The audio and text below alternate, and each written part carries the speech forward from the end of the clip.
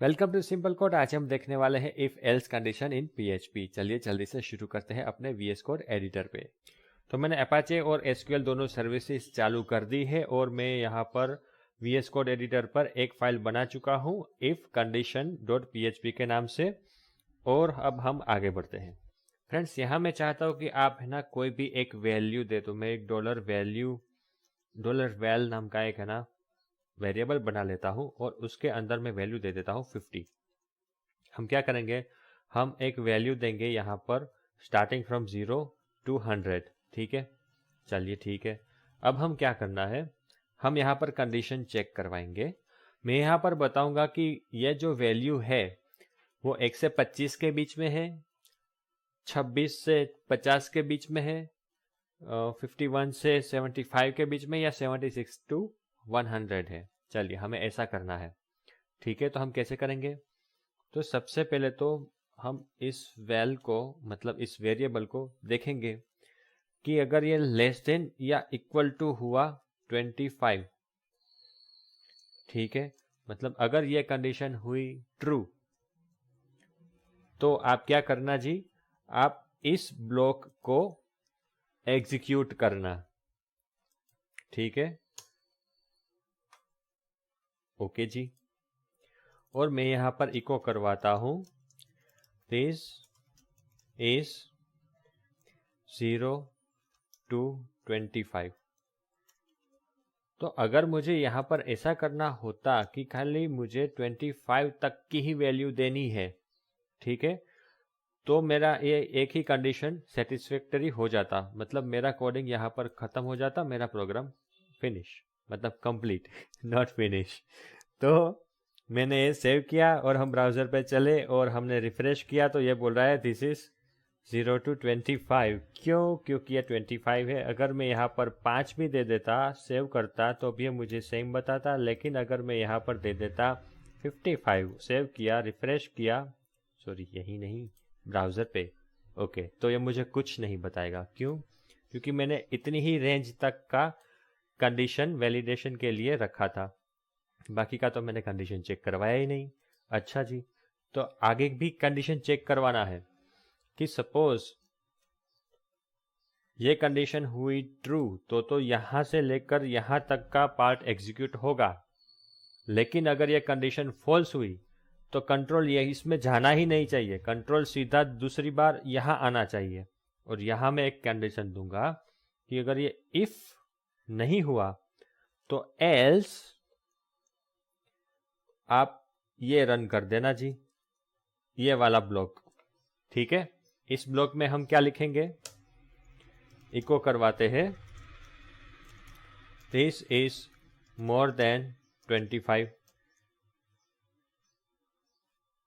Okay, और मैंने save किया और हम यहाँ ब्राउजर पे चले, रिफ्रेश किया तो अच्छा जी ये आ गया है।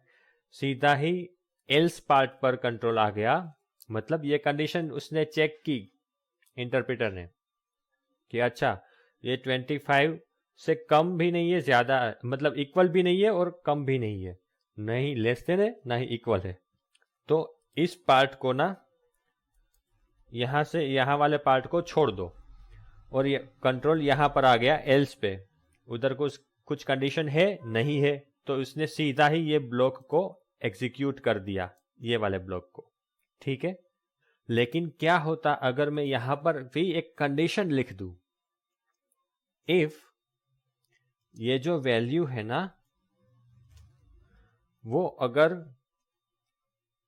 ज्यादा है या तो इक्वल है 26 से, ठीक है, तो मुझे आप ये इको करवाना। ठीक है जी, तो मैंने सेव किया, ब्राउजर पे चले और देखा अच्छा ये भी तो लाइन नंबर 7 पे कुछ गड़बड़ है। लाइन नंबर 7 पे क्या गड़बड़ है? अच्छा मैंने ब्रैकेट तो बंद किया ही नहीं है। चलिए ये ब्रैकेट बंद किया, सेव किया और यहाँ पे रिफ्रेश किया। तो आप बोल रहे हो कि भाई ये तो एल्स में भी आ रहा था। हाँ जी सर बिल्कुल, लेकिन यहाँ पर मैं इतना ही नहीं लिखूंगा, क्योंकि अगर तो आपने 100 भी दे दिया तो भी बोलेगा 25 से ज्यादा। एक काम करते हैं यहाँ पर 50 तक का रेंज। अगर हम ऐसा बोलते हैं कि 26 से लेकर के हमें 50 तक की वैल्यू ही यहाँ पर आइडेंटिफाई करवानी है, ठीक है। मोर देन 25 एंड लेस देन और इक्वल टू 50, ठीक है। इस तरह की कंडीशन लगानी है। तो कैसे करेंगे? एंड लगाया मैंने, then value is less than और इक्वल टू 50, ठीक है। इस पोर्शन में कभी आएगा ये वाला कोड में जब वैल्यू 26 या उससे बड़ी होगी लेकिन वैल्यू 50 या उससे छोटी होगी, ठीक है। दोनों ही कंडीशन सही हुई तो ही ये वाला पार्ट एग्जीक्यूट होगा, ठीक है जी। सेव करते हैं, लेकिन ये वाला इसमें कुछ भी रिजल्ट नहीं आने वाला। देखते हैं तो हमें कुछ रिजल्ट नहीं आया। क्यों नहीं आया? क्योंकि हमने वैल्यू 55 दी है। तो पहले ये कंडीशन चेक की, फुलफिल नहीं हुई, कंट्रोल सीधा यहाँ पर आ गया। फिर ये कंडीशन चेक की, ये भी फुलफिल नहीं हुई कि ये 26 से ज़्यादा तो है लेकिन 50 से कम नहीं है, तो ये कंडीशन भी फुलफिल नहीं हुई दूसरी वाली। तो ये पूरी कंडीशन हो गई फॉल्स और कंट्रोल यहाँ पर आ गया। लेकिन हमने कुछ बोला ही नहीं था कि अगर 50 से ज़्यादा है तो क्या। तो हम यहाँ लिख देते हैं कि एल्स, माने बाकी कितनी भी वैल्यू आप दो तो बोल देना कि इट इज मोर देन 50। चलिए अब ठीक है। तो हमने सेव किया, ब्राउजर पे चले, रिफ्रेश किया, तो अब हमें आ चुका है कि इट इज मोर देन 50। ये किस तरीके से वर्क करता है हमें पता चल गया। तो आप बोलेंगे क्या हम अगर एक और कंडीशन लगानी है, अगर 75 तक है तो 51 to 75 देंगे? हाँ बिल्कुल, आप जितनी बार चाहे उतनी बार एल्स इफ का यूज कर सकते हो फ्रेंड्स। लेकिन जो सबसे आखिर में है वहां आप एल्स लिखिएगा। मतलब यहाँ पर आप एल्स इफ भी लिख सकते हो, ऐसा नहीं है, कुछ एरर नहीं आएगी, प्रॉपर रन करेगा। बट कंफ्यूजन नहीं हो आगे चल के कि नीचे वाले भी अगर कंडीशन लगाई है तो कंफ्यूजन नहीं होना चाहिए। लेकिन अगर ऐसा नहीं हो सकता फ्रेंड्स कि आपने एक बार यहाँ एल्स यूज कर दिया, अब आप यहाँ एल्स इफ लिखो, तो ये नहीं होने वाला, इस तरीके से नहीं होगा। अगर आपको एल्स इफ एक नई कंडीशन ऐड करनी ही है तो आप यहाँ कर सकते हो, ठीक है। हम एक और नई कंडीशन ऐड करेंगे कि देखो अगर ये वैल्यू ये ज्यादा हुई या फिर इक्वल टू हुई 51 से, माने 51 या उससे ज्यादा है, एंड ये वाली जो वैल्यू माने वेरिएबल उसके अंदर या तो 75 से कम माने लेस देन 75 या इक्वल टू 75 ऐसी कोई वैल्यू है तो आप ये वाला ब्लॉक एग्जीक्यूट करना। अच्छा, इस ब्लॉक में हम क्या लिखेंगे? हम लिखेंगे कि इको दिस इज 51 to 75। ओके जी। अदरवाइज ये हो जाएगा ये वाला पोर्शन रन, ठीक है। अगर ये तीनों की तीनों कंडीशन हुई फॉल्स तो आएगा यहाँ पे एल्स पार्ट पे और ये वाला पोर्शन रन हो जाएगा। तो हम यहाँ लिख देंगे इट इज मोर देन 75।